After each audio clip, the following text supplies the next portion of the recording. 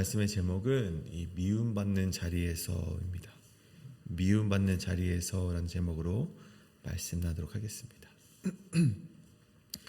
제가 중학교 2학년 때 이 첫 수업 시간에 자기소개를 하는 시간이 있었습니다.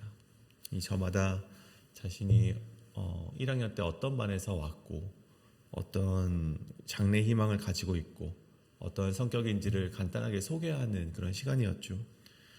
제 차례가 되었을 때 저는 망설임 없이 저는 이 목회자가 되고 싶다라고 이제 좀 많은 이들 앞에서 공표를 했습니다. 그리고 곧 이은 이 브레이크 타임 때 그 말을 들었던 그 새롭게 그 2학년 때 만났던 친구 중 한 명이 저를 무시하는 태도를 보였고, 심지어 저와 함께 1학년 때 잘 지내던 다른 아이도 거기에 동조하면서 저를 무시했던 기억이 있습니다. 물론 그 당시에 저는 그것이 너무나도 속상했고 왜 그런 반응을 보이는지 정확하게 이해를 하지 못했습니다.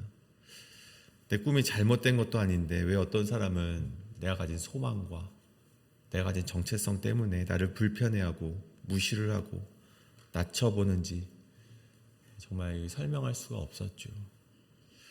시간을 지나고 나서 돌아와 보니까 그때나 지금이나 이 목회자라는 것을 불편해하는 사람은 여전히 존재하고 무시하며 낮춰보려는 사람은 여전히 존재한다는 것입니다. 다만 이 중학생이었던 그 친구들은 이 감정을 숨기지 않고, 어린아이들이기 때문에 감정을 숨기지 않고 저에게 그렇게 무시하는 스탠스를 보였다면, 이 성인이 된 지금은 많은 이들이 조금 더 훨씬 더 세련된 방식으로 반감을 표현하곤 합니다. 노골적으로 말하지 않는다 뿐이지 여전히 그런 스탠스를 취하는 사람들은 어디에나 있다는 것이죠. 근데 2000년 전 예수님은 이를 이미 예견하셨던 것 같습니다. 오늘 본문에서 그걸 이야기하고 있죠. 세상이 너희를 미워하면 너희보다 먼저 나를 미워한 줄을 알아라. 앞선 본문에서는 나는 참 포도나무요 너희는 가지라 라고 말씀하시면서 주님 아래에 거하라라고 말씀하셨는데, 바로 이어서 오늘 본문에서는 그렇게 주님 안에 거하게 되었을 때 너희가 세상에서 어떠한 대접을 받는지 너희가 알고는 있어야 된다. 그러면서 너희가 미움을 받을 것이다 라고 말씀하는 것이죠. 오늘 말씀이 바로 이것이죠. 우리가 그리스도인으로서 살아가기로 결단하고, 심지어 막 목회자로 살아가겠다 그런 결단이 아니더라도 내가 성도로서 살아가겠다고 결단하고 거룩하게 살아가려고 할 때 미움을 너희가 당할 텐데, 예수님은 이 말씀을 단순히 경고성으로 우리에게 주어졌다기보다는 그렇다면 너희가 미움을 당할 텐데 세상 속에서 너희가 이 미움을 어떻게 이해해야 하고 어떻게 견뎌야 되고 이 속에서 너희가 그래도 불구하고 끊임없이 무엇을 해야 되는지에 대해서 오늘 말씀해 주고 있다는 것입니다. 그래서 오늘 말씀을 통해서 우리가 이 말씀을 함께 나눌 때 이 말씀을 통해서 왜 세상은 예수님께 속한 사람을 미워하는지, 그리고 그런 세상 가운데 우리는 어떻게 살아가야 되는지 함께 나눠보시고, 오늘 이 말씀에 따라서 그럼에도 불구하고 그리스도인으로서 살아가기를 주저하지 아니하시고 성도로서 살아가기를 결단하며 나아가시는 저와 여러분 되시길 간절히 소원합니다. 오늘 첫 번째 말씀은 세상이 성도를 미워하는 이유는 우리를 통해 드러나는 진리의 빛 때문이다 입니다. 세상이 성도를 미워하는 이유는 우리를 통해 드러나는 진리의 빛 때문이다. 18절입니다. 세상이 너희를 미워하면 너희보다 먼저 나를 미워한 줄 알라. 보통 우리가 이유 없는 미움을 당할 때 가장 먼저 드는 생각이 있다면 내가 뭔가 잘못했나? 내가 뭔가 좀 부족해서 그런가? 아니면 내가 무슨 말실수를 했는가? 그런 것들이겠죠. 물론 우리가 돌아와 봐야 될 태도는 분명히 있습니다. 우리의 태도가 잘못됐을 수도 있고, 우리가 말실수를 해서 그럴 수도 있고, 또 지혜롭지 못한 행동 때문에 미움을 받을 수도 있겠죠. 그런데 오늘 예수님의 말씀은 제자들이 겪게 될 어떤 미움은 단순히 이 인간관계의 실수로 설명되지 않는 미움이라는 것입니다. 19절입니다. 너희가 세상에 속하였으면 세상이 자기의 것을 사랑할 것이나 너희는 세상에 속한 자가 아니요 도리어 내가 너희를 세상에서 택하였기 때문에 세상이 너희를 미워하느니라. 제자들이 세상에 속하지 않고 예수님께 속하게 된다면 미움을 받을 것이다 라고 오늘 예수님께서 아주 단언하면서 말씀해 주셨다는 것입니다. 여러분 왜 그렇습니까? 여러분 단지 예수님께 속했다는 이유만으로 우리가 왜 미움을 받아야 되는 것일까요? 근데 오늘 본문을 조금 더 깊이 들여다보면 세상의 미움은 단지 소속 때문에 일어나는 것이 아님을 보여주고 있습니다. 단순히 예수님께 속하였기 때문에 미움을 받는 것이 아니라 분명한 이유가 있다는 것이죠. 저희 미국에 있는 저희 집은 서양으로 창이 나 있습니다. 보통 이 남향으로 집이 되어 있어야 굉장히 좋다 그러잖아요. 시간대별로 빛이 계속해서 들어오는 그런 남향이면 좋겠지만 저희 집은 서양입니다. 그래서 저희 집은 오후 4시에서 한 5시 사이에 잠깐 햇살이 비추고 끝나버립니다. 그 이후에는 어느 시간대에도 햇빛이 비추지 않습니다. 그런데 이 4시에서 5시 사이에 짧게 한 번 들어오는 태양을 통해서 제가 보게 되는 것이 있는데 집에 참 먼지가 많구나. 이 햇살이 들어오면 그 햇살이 들어오는 그 구역에 먼지가 가득한 것을 제가 보게 됩니다. 뿐만 아니라 깨끗한 줄 알았던 바닥이었는데 햇빛을 통해서 비춰지는 바닥이 굉장히 얼룩이 많고 흘린 자국이 제 눈에 띄게 되는 것이죠. 그래서 한편으로는 차라리 햇살이 비추지 않아서 모르는 게 나았겠다라고 생각을 하기도 합니다. 오늘 본문을 보십시오. 22절과 24절의 말씀입니다. 내가 와서 그들에게 말하지 아니하였더라면 죄가 없으려니와 지금은 그 죄를 핑계할 수 없느니라. 내가 아무도 못한 일을 그들 중에서 하지 아니하였더라면 그들에게 죄가 없었으려니와 지금은 그들이 나와 내 아버지를 보았고 또 미워하였도다. 여러분 제가 이 햇살에 비쳤을 때 집이 먼지가 많은 것을 보았습니다. 땅바닥에 얼룩이 있는 것을 보았습니다. 보고 난 뒤에는 이제는 그것이 깨끗하다라고 말할 수 없다는 것이죠. 더러운 것을 보았기 때문에 그 더러운 것을 이제는 치워야 된다는 것입니다. 마찬가지로 세상에 속한 이들이 예수님을 바라볼 때 무엇을 느꼈습니까? 자신의 더러움을 보았고 이런 불편함을 마주하게 되었다는 것이죠. 예수님이 오시기 전에는 알지 못했던 것들이, 예수님이 오시기 전에는 보이지 않았던 것들이 자꾸만 들춰지고 드러나기 때문에 그들이 예수님을 미워하게 되었다는 것입니다. 예수님이 공격적이고 율법을 어긴다 생각했기 때문에 저들이 예수님을 미워했던 것이 아니라 존재 자체가 빛이신 예수님께서 이 땅에 오셨기 때문에 그들의 더러움이 보여졌기 때문에 어둠이 들춰졌던 것입니다. 여러분 세상이 그리스도인들을 불편해하고 미워하는 본질적인 이유가 바로 여기 있다는 것입니다. 세상은 예수님께 속한 사람을 볼 때 그 사람의 소속 때문에 미워하는 것이 아니라 그 사람을 통해 비추어지는 빛을 보기 때문에 미워한다는 것입니다. 여러분 요한복음 3장 19절에 이런 말씀이 있죠. 곧 빛이 세상에 왔으되 사람들이 자기의 행위가 악함으로 빛보다 어둠을 더 사랑하는 것이니라. 악을 행하는 자마다 빛을 미워하여 빛으로 오지 아니하나니 이는 그 행위가 드러날까 함이요. 사랑하는 여러분, 여러분은 지금 어디에 속하셨습니까? 여러분은 예수님의 빛을 가지고 세상에서 살아가고 계십니까? 예수님께서는 우리에게 말씀하셨습니다. 우리가 이 땅에서 빛과 소금의 역할을 감당하며 살아가라. 그렇게 말씀하셨고 그렇게 우리에게 명령하셨고 부탁하셨습니다.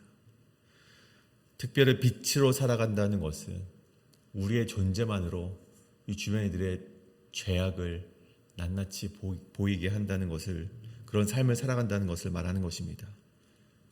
그리고 그 삶은 세상의 박수를 받는 삶이라기보다는 손가락질 받을 수 있는 삶이고 사람들이 피할 수 있는 삶일 수 있다는 것을 우리는 기억해야만 합니다. 그럼에도 그것이 예수님이 걸어가셨던 길이라면 우리가 오늘 빛으로 살기를 주저하지 아니하시고 우리의 손에 빛을 들고 세상으로 나가셔서 우리가 예수님이 살아가셨던 그 삶을 이 사순절에 그렇게 살아가기로 각오와 결단하시는 저와 여러분의 인생이 되시기를 간절히 소원합니다. 이것이 바로 오늘 첫 번째 세상이 성도를 미워하는 이유는 우리를 통해 드러나는 진리의 빛 때문이다입니다. 오늘 마지막으로 두 번째 말씀은 예수님은 미움받는 제자들이 끝까지 증언하게 하신다입니다. 예수님은 미움받는 제자들이 끝까지 증언하게 하신다. 근데 오늘 본문은 여기서 끝나지 않습니다. 세상이 너를 미워할 것이다, 박해할 것이다 라는 말씀으로 끝났다면 이 말씀은 굉장히 우리에게 불편한 말씀으로 주어지고 굉장히 두려운 말씀으로 받아들여지게 되었겠죠. 근데 예수님께서 곧이어서 26절과 27절에 이런 말씀을 하십니다. 내가 아버지께로부터 너희에게 보낼 보혜사 곧 아버지께로부터 나오시는 진리의 성령이 오실 때에 그가 나를 증언하실 것이요 너희도 처음부터 나와 함께 있었으므로 증언하느니라. 예수님은 세상이 너희를 미워할 것이다 라고 말씀하시고 나서 그러니 너희가 좀 조심해야 된다, 너희끼리 위로하면서 좀 버텨야 된다, 그런 말씀을 하시지 않습니다. 다만 너희도 처음부터 나와 함께 있었으므로 증언하느니라, 증언하라, 증언하는 인생을 살아라, 그런 말씀을 우리에게 던져주셨다는 것이죠. 오히려 미움받는 자리에서 너희가 증언하는 인생이 되어야 된다, 그 말씀을 던져주고 계신 것입니다.